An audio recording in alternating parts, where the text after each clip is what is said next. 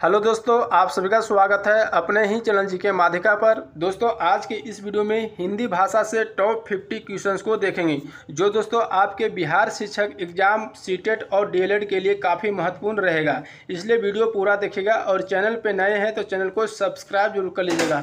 तो चलिए आज का वीडियो शुरू करते हैं। तो दोस्तों, पहला प्रश्न है क का उच्चारण स्थान है। तो दोस्तों, क का उच्चारण स्थान बताना है, कहाँ से होता है, तो कंठ से होता है। तो इसका सही आंसर ए हो जाएगा। अगला प्रश्न है हिंदी वर्णमाला में स्वरों की संख्या कितनी है। तो दोस्तों, हिंदी वर्णमाला में स्वरों की संख्या कितनी है, तो 11 है। तो इसका सही आंसर सी हो जाएगा। और व्यंजनों की संख्या कितनी है, तो 33 है। ठीक है, तो ध्यान रखिएगा। अगला प्रश्न देखते हैं। क्वेश्चन है क ग ज फ ध्वनियाँ किसकी है। तो दोस्तों, क ग ज फ ध्वनियाँ जो है किसकी है, तो फारसी अरबी की है। ठीक है, तो इसका सही आंसर बी हो जाएगा। अगला प्रश्न है वह वर्ण जिसका उच्चारण तालु से होता है। तो वह वर्ग जो है जिसका उच्चारण तालु से होता है, तो तालु की बात किया जा रहा है, तो तालु यानी तालव्य वर्ग हो जाएगा। ठीक है, तो इसका डी आंसर हो जाएगा। अगला प्रश्न देखते हैं। क्वेश्चन है मूर्धन्य व्यंजन है। तो दोस्तों, मूर्धन्य व्यंजन बताना है, इनमें से कौन सा है, तो तालब स मूर्धनी स डंटी स ह, ये सभी दोस्तों मूर्धन्य व्यंजन है। तो इसका डी सही आंसर हो जाएगा। च छ ज झ जो है तालब व्यंजन है। त थ द ध दंत व्यंजन है। प फ ब भ ओष्ठ व्यंजन है। ठीक है, तो सभी को ध्यान रखिएगा। अगला प्रश्न है ऐ का उच्चारण स्थान का नाम बताना है, कहाँ से ऐ का उच्चारण होता है, तो कंठा तलव्य से, कंठा तालब से होता है। तो इसका बी आंसर हो जाएगा। ठीक है, अगला प्रश्न देखते हैं।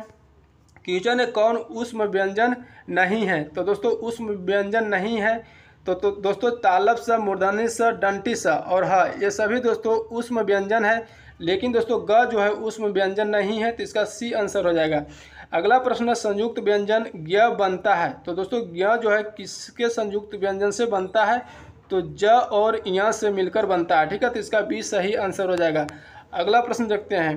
क्वेश्चन है शब्दकोश में कौन सा शब्द पहले आएगा। तो दोस्तों, शब्दकोश में जो है कौन सा शब्द पहले आएगा, तो असंज्ञक शब्द आएगा। ठीक है, तो इसका ए आंसर हो जाएगा।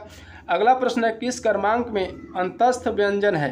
तो दोस्तों, बताना है कि किस क्रमांक में अंतस्थ व्यंजन है, तो य और व में जो है अंतस्थ व्यंजन है। ठीक है, तो इसका सही आंसर बी हो जाएगा। अगला प्रश्न देखते हैं।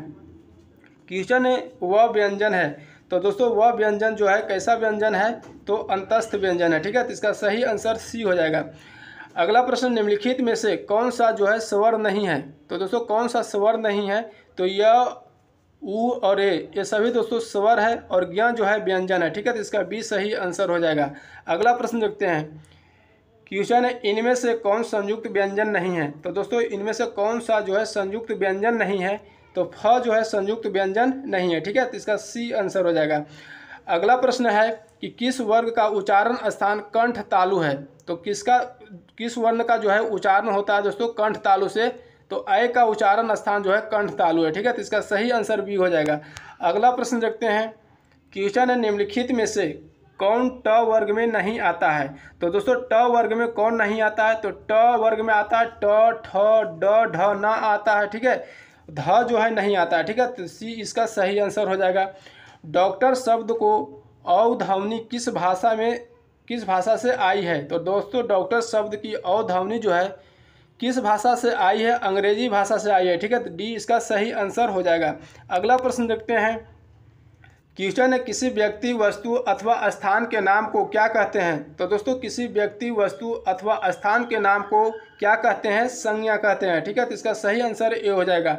अगला प्रश्न है रिक्शा किस भाषा का शब्द है। तो दोस्तों, रिक्शा किस भाषा का शब्द है, बताना है कि किस भाषा का शब्द जो रिक्शा है, तो जापानी भाषा का। ठीक है, इसका डी आंसर हो जाएगा। अगला प्रश्न देखते हैं। क्वेश्चन है निम्नलिखित में से स्पर्श व्यंजन कौन सा है। तो दोस्तों, स्पर्श व्यंजन कौन सा है, तो संयोगी स जो है स्पर्श व्यंजन है। ठीक है, तो इसका सही आंसर सी हो जाएगा। अगला प्रश्न है भाषा के शुद्ध रूप का ज्ञान किससे होता है। तो दोस्तों, भाषा के शुद्ध रूप का ज्ञान जो है किससे होता है, तो व्याकरण से होता है। ठीक है, तो इसका बी आंसर हो जाएगा। अगला प्रश्न देखते हैं। क्वेश्चन है रंग शब्द से क्रिया बनती है। तो दोस्तों, रंग शब्द से क्रिया बनती है रंगना। ठीक है, तो इसका ए आंसर हो जाएगा। अगला प्रश्न है आलस्य शब्द का विशेषण क्या है। तो दोस्तों, आलस्य शब्द का विशेषण बताना है, क्या होगा, तो आलस्य का होगा आलसी हो जाएगा। ठीक है, तो इसका ए सही आंसर हो जाएगा। अगला प्रश्न देखते हैं। क्वेश्चन है निम्नलिखित में से ऊष्मध्वनि है, तो कौन सा जो है ऊष्मध्वनि है? तो मूर्धन्य सा जो है ऊष्मध्वनि है। ठीक है, तो डी इसका सही आंसर हो जाएगा। अगला प्रश्न, बच्चे छत पर खेल रहे हैं, इस वाक्य में रेखांकित शब्द में प्रयुक्त कारक बताइए। तो दोस्तों बच्चे छत पर खेल रहे हैं, इस वाक्य में रेखांकित शब्द में प्रयुक्त कारक बताना कौन से कारक है? तो दोस्तों पर की बात किया जा रहा है तो अधिकरण हो जाएगा, अधिकरण में पर होता है। ठीक है, तो डी इसका सही आंसर हो जाएगा। अगला प्रश्न देखते हैं। क्वेश्चन है कौन सा शब्द सकर्मक क्रिया है? तो दोस्तों सकर्मक क्रिया किसको कहते हैं? तो जो कर्म से जुड़ा होगा तो सकर्मक होगा। ठीक है, तो लिखना जो होता है सकर्मक क्रिया हो जाएगा। ठीक है, तो ये इसका सही आंसर हो जाएगा। अगला प्रश्न है, जिस विकारित शब्द के प्रयोग से हम किसी वस्तु के विषय में कुछ विधान करते हैं उसे कहते हैं। तो दोस्तों जिस विकारित शब्द के प्रयोग में हम किसी वस्तु के विषय में कुछ विधान करते हैं उसे क्या कहते हैं? क्रिया कहते हैं। ठीक है, तो इसका बी आंसर हो जाएगा। अगला प्रश्न देखते हैं। क्वेश्चन है किस वाक्य में सकर्मक क्रिया नहीं है? तो दोस्तों सकर्मक क्रिया जो है किस वाक्य में नहीं है? तो दोस्तों इसका हो जाएगा श्याम रोता है। ये दोस्तों सकर्मक क्रिया का उदाहरण नहीं है। ठीक है, ये जो है अकर्मक क्रिया है, तो सी इसका सही आंसर हो जाएगा। अगला प्रश्न देखते हैं। क्वेश्चन है जिसे देखता हूँ वही स्वार्थी निकलता है, कौन सा कारक है? तो दोस्तों यहाँ संबंध बता रहा है, जिसे देखता हूँ वही स्वार्थी निकलता है, तो एक दूसरे से संबंध बता रहा है तो संबंध कारक हो जाएगा, तो डी इसका सही आंसर हो जाएगा। अगला प्रश्न देखते हैं। क्वेश्चन है परिमाणवाचक क्रिया विशेषण का वाक्य होगा। तो दोस्तों परिमाणवाचक क्रिया विशेषण का वाक्य बताना क्या होगा? तो इसका हो जाएगा वह बहुत थक गया है। यह दोस्तों परिमाणवाचक क्रिया विशेषण का वाक्य है। ठीक है, तो ये इसका सही आंसर हो जाएगा। अगला प्रश्न देखते हैं। क्वेश्चन है व्याकरण की दृष्टि से कौन सा शब्द विशेषण नहीं है? तो दोस्तों कौन सा शब्द जो है व्याकरण की दृष्टि से विशेषण नहीं है? तो भय शब्द जो है विशेषण नहीं है। ठीक है, तो इसका सी आंसर हो जाएगा। अगला प्रश्न है आगत शब्द नहीं है, कौन सा जो है आगत शब्द नहीं है? तो आगत शब्द जो है अदालत जो है आगत शब्द नहीं है। ठीक है, तो इसका ए आंसर हो जाएगा। अगला प्रश्न देखते हैं। क्वेश्चन है किस वाक्य में अनिश्चयवाचक सर्वनाम है? तो दोस्तों किस वाक्य में अनिश्चयवाचक सर्वनाम है? अनिश्चयवाचक सर्वनाम, तो दोस्तों इसका आंसर हो जाएगा जो अनिश्चयवाचक सर्वनाम, हम किसी को कुछ नहीं कह सकते हैं, कुछ नहीं कह सकते हैं, अनिश्चयवाचक सर्वनाम है, तो इसका भी सही आंसर हो जाएगा। ठीक है, अगला प्रश्न देखते हैं। क्वेश्चन है झगड़ा मेरे और उसके मध्य में था। तो दोस्तों यहाँ भी बता रहा है संबंध। ठीक है, झगड़ा मेरे और उसके मध्य में था, तो एक दूसरे से संबंध हो रहा है तो संबंध कारक हो जाएगा। ठीक है, तो इसका सी आंसर हो जाएगा। अगला प्रश्न, मैं काम से जा रहा हूँ। तो दोस्तों मैं काम से जा रहा हूँ कौन सा कारक है? तो यहाँ से की प्रयोग किया जा रहा है तो करण से हो जाएगा, यानी करण कारक हो जाएगा, तो ये इसका सही आंसर हो जाएगा। ठीक है, अगला प्रश्न देखते हैं। क्वेश्चन है आपसे टेलीफोन पर मिलूंगा, तो कौन सा कारक हो जाएगा? तो आपसे टेलीफोन पर मिलूंगा, पर की बात कर दिया जा रहा है तो पर का हो जाएगा अधिकरण में पर, यानी अधिकरण कारक हो जाएगा, डी इसका सही आंसर हो जाएगा। ठीक है, अगला प्रश्न, हिंदी में वचन की संख्या होती है, तो कितनी वचन की संख्या हिंदी में होती है? तो 2 होती है। ठीक है, तो इसका सही आंसर डी हो जाएगा। अगला प्रश्न देखते हैं। क्वेश्चन है बड़ा घर, छोटा आदमी और नीला वस्त्र में विशेष कौन कौन से है? तो दोस्तों बड़ा घर, छोटा आदमी और नीला वस्त्र में विशेष कौन कौन से है? तो कौन कौन से होगा? तो घर, आदमी और वस्त्र ये सभी विशेष है। ठीक है, तो इसका डी आंसर हो जाएगा। अगला प्रश्न देखते हैं। क्वेश्चन है हिंदी में स्वतंत्र रूप से बोले जाने वाले अक्षर क्या कहलाते हैं? तो बताना है कि हिंदी में स्वतंत्र रूप से बोले जाने वाले अक्षर क्या कहलाते हैं? तो क्या कहलाते हैं? तो दोस्तों स्वर कहलाते हैं। ठीक है, इसका आंसर ये हो जाएगा। अगला प्रश्न है कि किस वाक्य में अपदान कारक है? तो किस वाक्य में अपदान कारक है? तो अपदान से हो जाएगा, यानी हिमालय से गंगा निकलती है, यानी बी इसका सही आंसर हो जाएगा। ठीक है, अगला प्रश्न देखते हैं। क्वेश्चन है निम्न में से क्रिया विशेषण है, निम्न में से कौन सा जो है क्रिया विशेषण है? तो वह काला कुत्ता है, यह क्रिया विशेषण है। ठीक है, तो इसका सही आंसर बी हो जाएगा। अगला प्रश्न देखते हैं। क्वेश्चन है नाटक से कौन सा विशेषण बनेगा।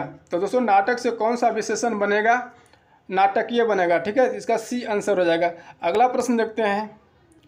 क्वेश्चन है समय से कौन सा विशेषण बनेगा। तो दोस्तों समय से जो है कौन सा विशेषण बनेगा, तो सामयिक बनेगा, ठीक है, तो इसका सही आंसर ए हो जाएगा।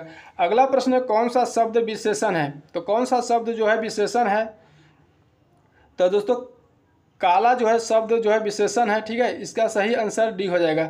अगला प्रश्न देखते हैं। क्वेश्चन है व्याकरण की दृष्टि से प्रेम शब्द क्या है। तो दोस्तों व्याकरण की दृष्टि से जो है प्रेम शब्द क्या है, तो प्रेम शब्द जो है भाववाचक संज्ञा है, ठीक है, तो इसका सही आंसर बी हो जाएगा, ठीक है।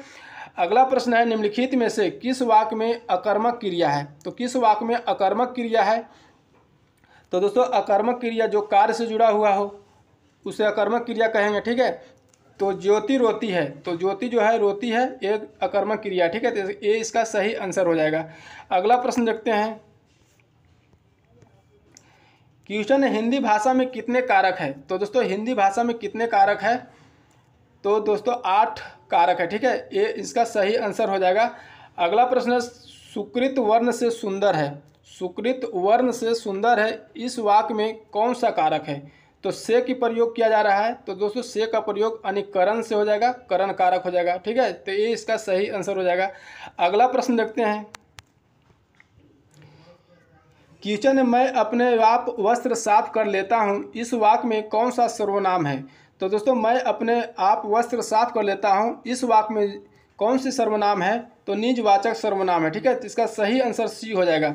अगला प्रश्न है मीरा जोर से हंसी यह वाक्य किस क्रिया का समुचित उदाहरण है। तो दोस्तों मीरा जोर से हंसी यह वाक्य जो है किस क्रिया का उदाहरण है, तो अकर्मक क्रिया का उदाहरण है, ठीक है, तो इसका सही आंसर हो जाएगा ऑप्शन ए, ठीक है।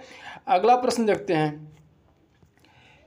क्वेश्चन है राम की गाय चरती है वाक्य में कौन सा कारक है। तो दोस्तों राम की गाय चरती है तो इसमें संबंध बता रहा है, ठीक है, तो संबंध कारक हो जाएगा, तो डी इसका सही आंसर हो जाएगा, ठीक है। तो दोस्तों आज के वीडियो इतना ही रहने देते हैं, फिर मिलेंगे अगले वीडियो में 50 क्वेश्चन फिर लेकर आएंगे। तो वीडियो अच्छा लगा तो लाइक करिएगा, चैनल पर नए हैं तो चैनल को सब्सक्राइब करके बेल आइकन जरूर दबा लीजिएगा। जय हिंद।